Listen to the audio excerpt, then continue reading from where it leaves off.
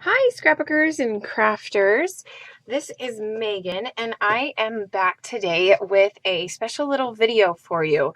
So, if you didn't already know, I am a contributor on a blog, and the blog is called abirdandabean.com.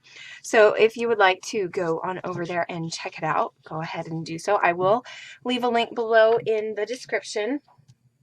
But what I wanted to do today was share my little craft that I am making with you for this month's post. Now, it is Thanksgiving coming up, and I normally do things like Thanksgiving decor and let's see, last year my Thanksgiving post was about I think it was table settings for Thanksgiving Day, and I made a cute little table setting, but I wanted to do something different this year. So I went on to the Silhouette Design Store, and I was looking for a Thanksgiving card. And all I did was I typed in Thanksgiving card in the Silhouette search bar, whatever, and it came up with a 3D card that was made or designed by Lori Whitlock. And if you don't know who Lori Whitlock is, she is a scrapbooker, and she also designs cut files and things for Silhouette, and I think she even does her own, she has her own shop as well. I believe her website is loriwhitlock.com, but you can find this design in the Silhouette Design Store, and I will leave a link below. I will also leave a link below to the post that I will be writing up on the A Bird and a Bean website or blog, so that you guys can see the finished project on there as well if you'd like to see close-up photos. So first off, I just went ahead and I cut off all of the shapes. And the thing that I really love about this file is that the file came color coded. And that is really nice, because then I don't have to sit there and figure out what colors need to be, cut out, or what shapes need to be cut out in what color. So all of the yellow things were yellow, or I think it might have been a beige color or something like that. All of the turkey pieces were beige. All of the, the prints or the cutout pieces that don't need a color were white, and, so on and so forth. So I just went ahead and cut out all of these pieces. There are 4 pieces that are really teeny tiny small, so we will want to be careful not to lose those ones, because that would be a big bummer. And so yeah, I am just going to go ahead and start putting this together and kind of showing you how I'm going to go about doing this. So first off, you need to kind of decide which side of the paper you want to be your inside, and I think what I'm going to do is I'm going to have this side be the inside of the card. So if I'm going to fold it, I'm going to fold it like this. And you know what I just realized? I just realized that I didn't cut out all of the pieces. So that was good, wasn't it? So yeah. There we go. Okay, so this is what the card is going to look like when it's all done and closed. And I really like the texture on this paper. I think this is basil textured cardstock that I probably just got at, Michael's or a local craft store or something. I have a craft store called Porter's here in town that I buy a lot of single sheeted paper from, because they sell the basil. And I don't really know if Michael's does sell basil, but anyway, sorry, I'm getting kind of distracted. So this is what it's going to look like. So first off, we are going to, this is just how I do it. You can also find tutorials on how to do this on Lori Whitlock's website, and I think she also has a YouTube channel as well. So if you want to see how she goes about doing it, go ahead and head on over to her website, which again, I believe is loriwhitlock.com. Okay, so now what I'm going to do is Lori Whitlock's, her example on the Silhouette Design Store was, it had some inking done along the edges, and I really liked the way that that looked. So I'm going to go ahead and use this. This is Color Box Pigment Stamp Pad, and it is in the color Cocoa. And I'm just going to kind of lightly do the edges and a little bit of the inside, whoops, inside of the paper. This stamp pad is kind of old. I actually just bought it probably like a year or two ago, but I think it's a little bit older than that because the person that I got it I got it off of Craigslist, I believe, or probably Facebook. I think she'd had it for a while and just never really used it. So, okay, so then just kind of place it down on your background there, and you're not even really going to see this bottom part, so it won't even really matter. And you know what I should have done? So yeah, I'm gonna kind of pull this up. You should glue this together probably right here. So I'm going to just go like this so that you can hide this piece on the inside of there where you have the pattern paper there.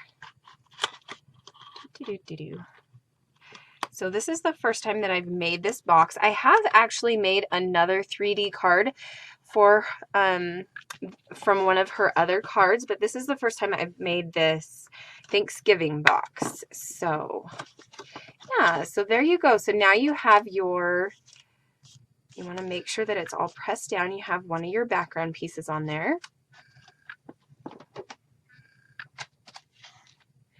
And then we can go ahead and put down all these other pieces here. We'll go ahead and do that. And you know what? I should probably do the inking before I forget. Whoops. I'm going to just have ink all over me by the end of this video.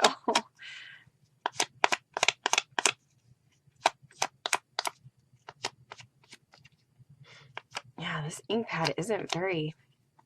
I don't know if it's because it's pigment ink or if it's just an old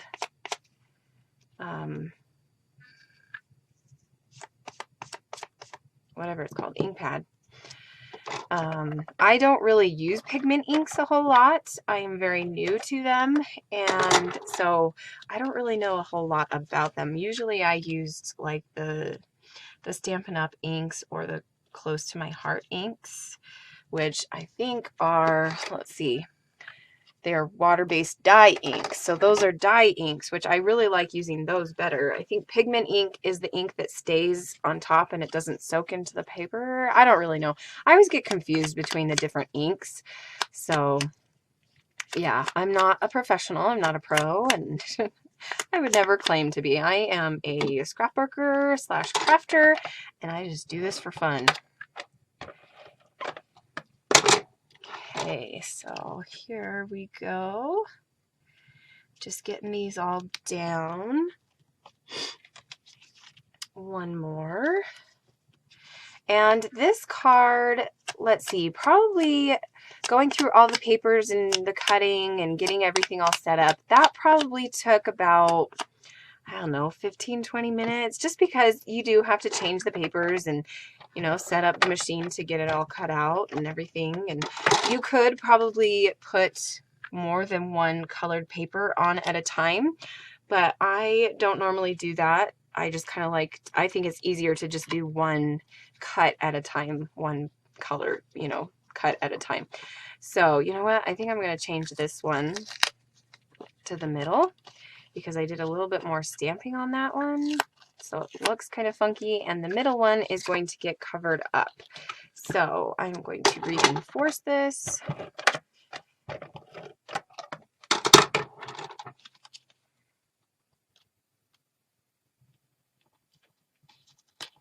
There we go.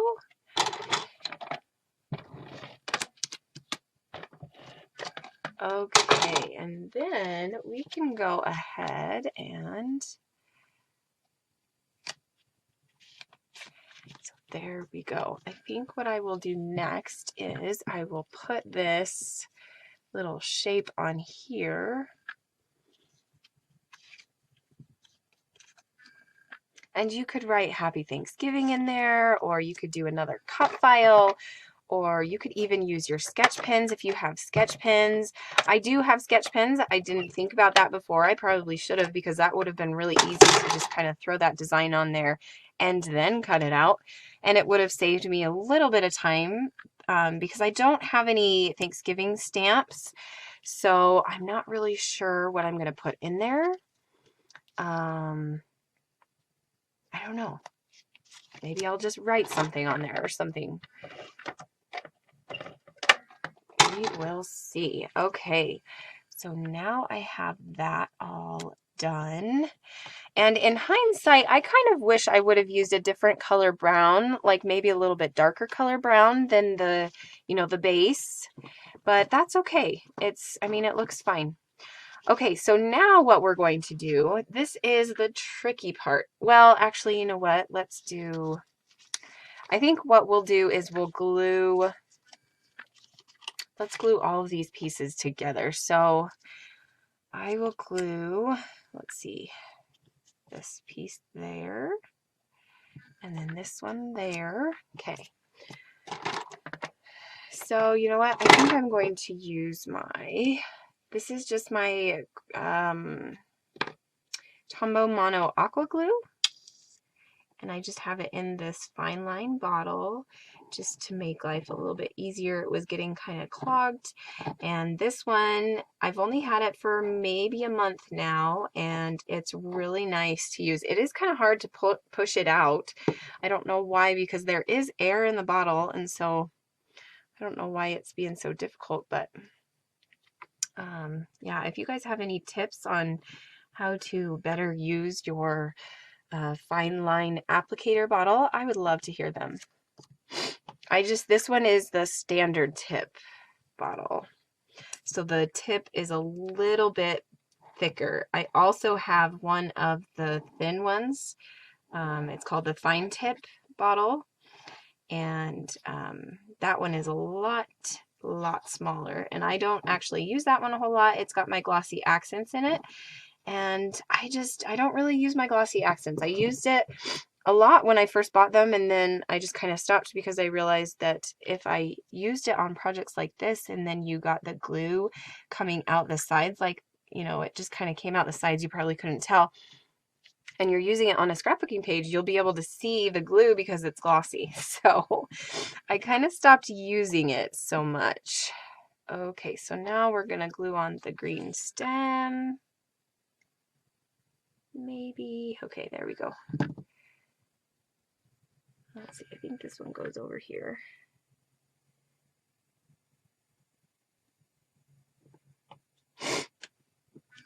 And I apologize about my sniffling. I probably should have blown my nose before I started, but this is life.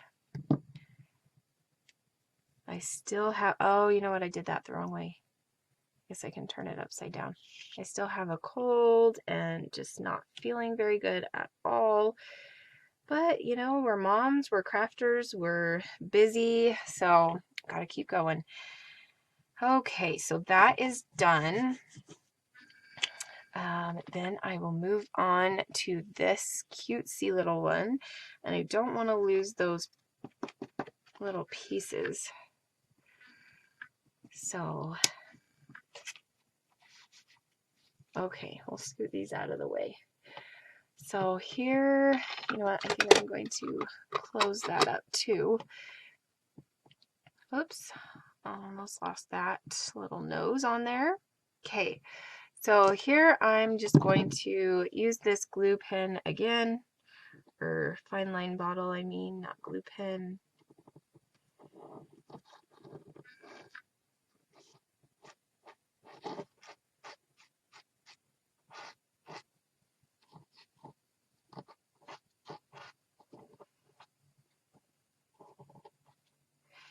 And then we'll glue it down. Maybe if I can pick it up without getting glue everywhere. Okay, so let's see. There we go. That's pretty good on there. Pretty good, well lined up, I guess you would say. Okay, then I will glue this one down. And I could start using my ATG gun again, but I'm just going to stick with this just to be consistent. So glue this down. And the thing that I like about the this Aqua Tombow Aqua Glue is that it dries clear. So even if you can see it coming out, you know, right here, it'll dry clear and you won't even be able to tell once it's completely dry. Okay, so then let's see, we have the turkey. And so that's going to go there. And then we're going to have this little turkey face. And then this piece so that you have brown turkey eyes. And then the nose and the little gobble thingy. I don't even know what you call that. And then this goes there. Okay, so let's glue this down. You know what? I think what I'm going to do is I'm going to glue these pieces on here first.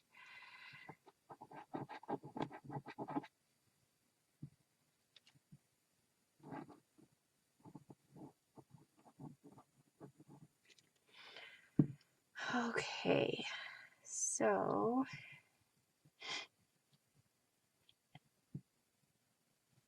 there we go. Whoops.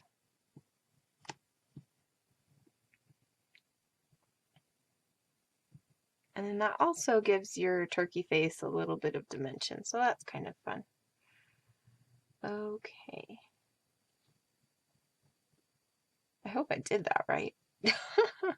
I don't even know. I should probably look at the file, but yeah, that looks good. That looks good to me. Okay, so then we'll put the little turkey nose beak on there.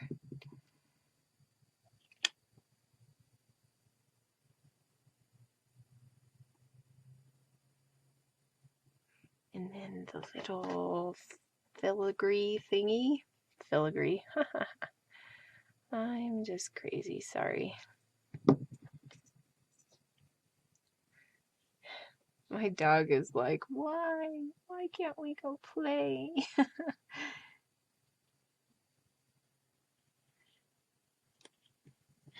So there we have it, a cute little turkey. So I'm going to glue this down.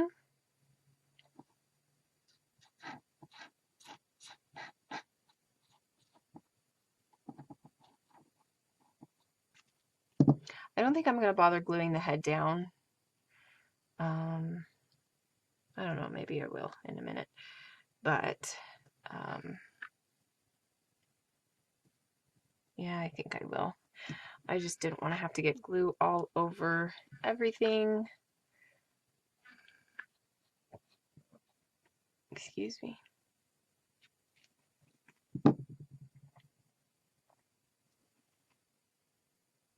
Okay, there we go. Okay, so there is our cute little turkey. And then we will just go like this. I tend to do the opposite when I make these, just because when you're putting it in and gluing it, it makes it a little bit easier to get it to stay instead of doing it going the same way. That's just my opinion though. Okay, so we are almost done.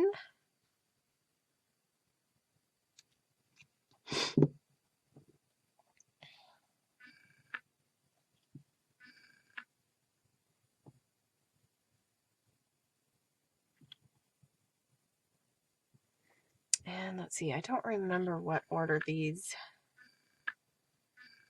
things went. I feel like this one goes here, maybe. Yeah. And then let's see.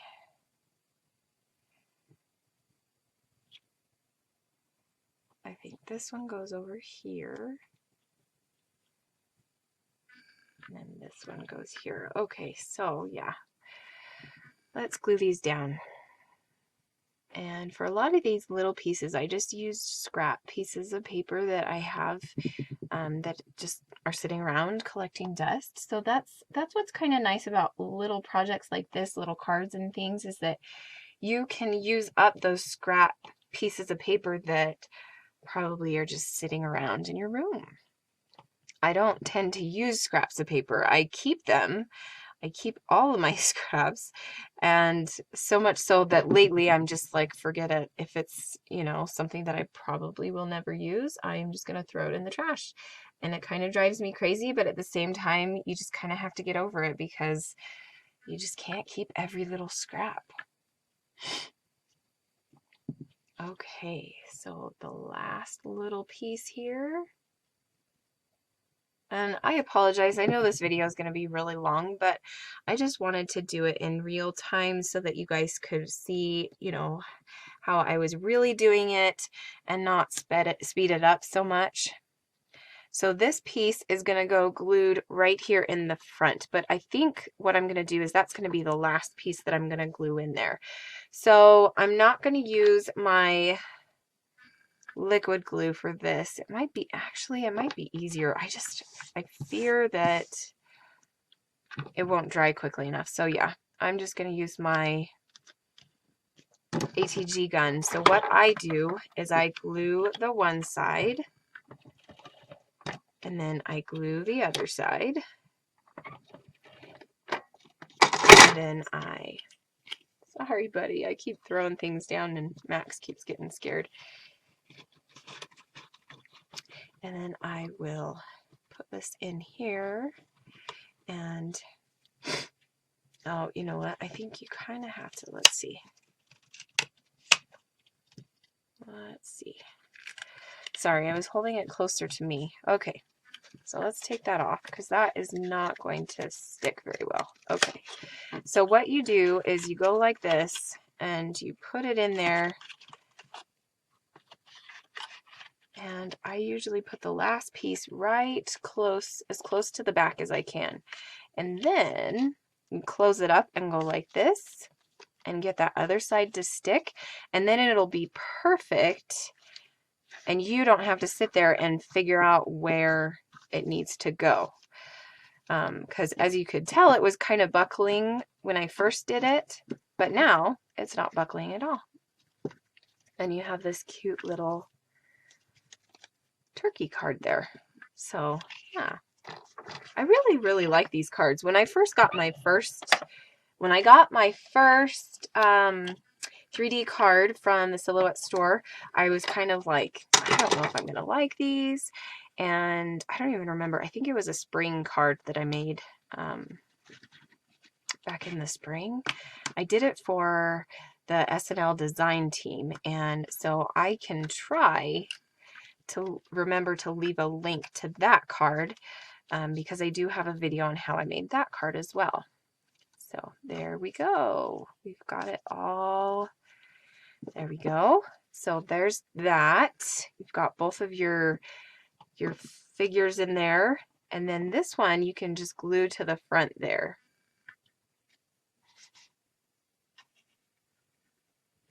So I will just use my ATG gun.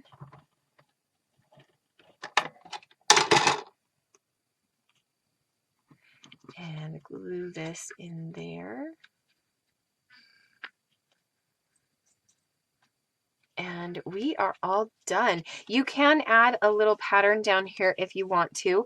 I just completely forgot about it and I need to go pick up my son. So I don't really have a whole lot of time to show you that, but I will take pictures of it once I get that taken off, and you will be able to see the pictures at the end here.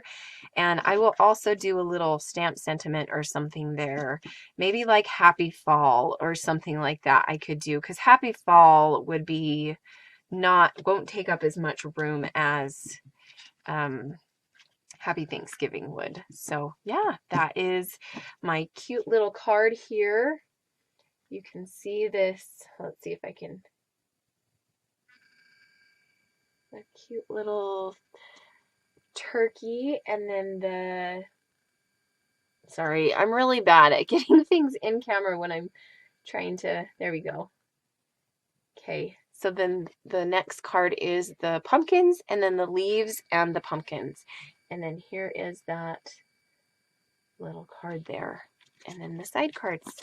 So yeah, I'm excited. This is so cute. And I don't know if I'm even going to send it to anyone. I might just keep it as a little decoration and, you know, put it up. But I had a lot of fun making this card, and I mean, it really didn't take that long. Like, yeah, it did. It's been like, what, 25 minutes almost, but at the same time, there's a lot of components and pieces that you have to glue together. So really, it didn't take that long. I thought it was going to take a lot longer, but anyway, thanks so much for watching. Be sure to go on over to the website that I contribute to. Again, it is called abirdandabean.com, and it is Erin is the owner of the blog, and I just love her and her crafts. And well, she doesn't do a whole lot of crafts. Like, she does a lot of stuff with her kids and things like that, and she shares trips that they do, and that's just a lot of fun to read about and everything. So go on over there and check it out. And you can also see me once a month over there, and I will talk to you guys soon. Thanks so much for watching. Bye.